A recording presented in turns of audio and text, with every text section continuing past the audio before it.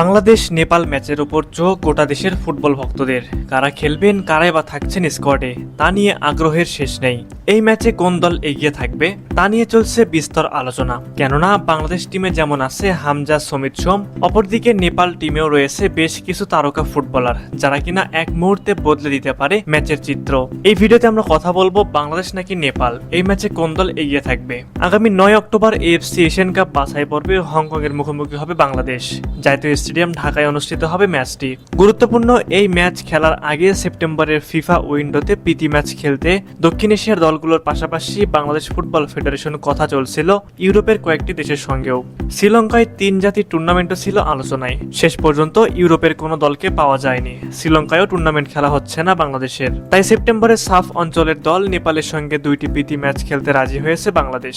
কিন্তু মাঝে সাপের বাইরের দল ভিয়েতনাম খেলার জন্য আগ্রহ দেখানোয় ঝুলে যায় নেপালের বিপক্ষে ম্যাচ। তবে জাতীয় দল কমিটির সভা শেষে জানা গেছে শেষ পর্যন্ত নেপালের বিপক্ষে সেপ্টেম্বরের উইন্ডোতে 2টি ম্যাচ খেলবে বাংলাদেশ। কাঠমান্ডুর দশরথ স্টেডিয়ামে 6 ও 9 সেপ্টেম্বর হবে ম্যাচ দুটি। ফিফা র্যাঙ্কিং এ নেপাল রয়েছে 176তম অবস্থানে আর বাংলাদেশের অবস্থান 184 নম্বরে। অক্টোবরে এশিয়ান কাপ বাছাইয়ের হংকং এর বিপক্ষে ঘরে ও বাইরে 2টি ম্যাচ খেলবে বাংলাদেশ। সেই ম্যাচের প্রস্তুতি নিতেই এই নেপালের বিপক্ষে ম্যাচ 2টি খেলতে যাচ্ছে জামাল ভুঁইয়া, রাকিব হোসেনরা। এই ম্যাচে কে ফেভারিট হিসেবে মাঠে নামবে তা জোর দিয়ে বলা অসম্ভব। কেননা বাংলাদেশ টিমে যদি থাকে হামজা, সমিত, অন্যদিকে নেপাল দলে রয়েছে গুরুত্বপূর্ণ বেশ কয়েকজন ফুটবলার যারা যাদের কৌশলকে কাজে লাগিয়ে বাংলাদেশকে হারিয়ে দিতে পারে। র্যাঙ্কিং বিবেচনাতেও এগিয়ে রয়েছে নেপাল। তবে এই ম্যাচে যদি হামজা, সমিত, ফাহমিদুল্লাহ মাঠে নামেন তাহলে বলা যায় বাংলাদেশ ফেভারিট হিসেবে মাঠে নামবে। দক্ষিণ এশিয়ার দলগুলোর মধ্যে সবচেয়ে শক্তিশালী দল হলো বাংলাদেশ। কেননা বাংলাদেশ দলে বর্তমানে খেলছেন হামজা চৌধুরী, সমিত সোমের মতো ফুটবলাররা।